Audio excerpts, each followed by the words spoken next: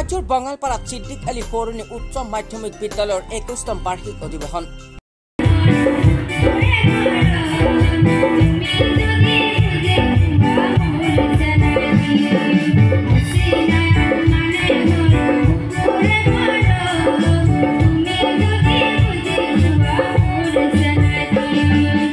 অধিবেশন উপলক্ষে বঁটা বিতরণী সভা আহ্বান করা হয়। পরিবেশ কি কব হয় আমাৰ ল'ৰা ছোৱালীৰ যিটো এটা আনন্দমুখৰ পৰিৱেশ আছে তেওঁলোকে আমাক সদায় কৈ থাকে তেওঁলোকে ফাংচনটো কৰিব লাগে। আজি আমাৰ সেই হিচাপে ল'ৰা ছোৱালীৰ তেওঁলোকৰ আপত্তিৰ ভিত্তিত আমি তেওঁলোকৰ কাৰণে যিটো বাৰ্ষিক অধিৱেশন আয়োজন কৰিছিলোঁ সেইটো ল'ৰা ছোৱালীসকলে আনন্দ উপভোগ কৰিলে। এইখিনি আৰু আজি পৰিৱেশ ভাল লাগিছে, আমাৰো ষ্টাফৰো ভাল লাগিছে, ল'ৰা ছোৱালীৰ ভাল লাগিছে। দিন হোৱা নাই, আমাৰ 2020 লকডাউন হ'ল।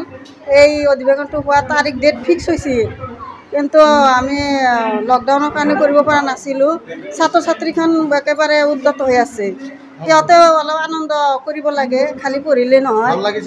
ভাল লাগিছে। আজি আচলতে আমাৰ ইয়াত ক'ব গ'লে আমাৰ পিছপৰা আমাৰ মিয়া অঞ্চল হ'লেও আমাৰ ল'ৰা ছোৱালীখিনি যিহেতু আমাৰ অসমীয়া মাধ্যমত পঢ়ে, অসমীয়া গান আপোনালোকে শুনা নগৈছে এটা আগতে গালে আহিবা নাহিব ন গানতে গালে অসমীয়া আমাৰ জুবিন গাৰ্গৰ আৰু আছে জুবিন গাৰ্গৰ গান আছে, ভাল গান আপোনালোকে চাব পাৰি, ভাল গান পৰিৱেশন কৰিছে। আৰু গান পৰিৱেশনে ক'ব নোৱাৰে যে আমাৰ আচলতে বঙালী ল'ৰা ছোৱালী গান গাইছে।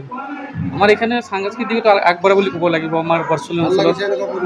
ভাল লাগে, নিশ্চয় ভাল লাগিছে।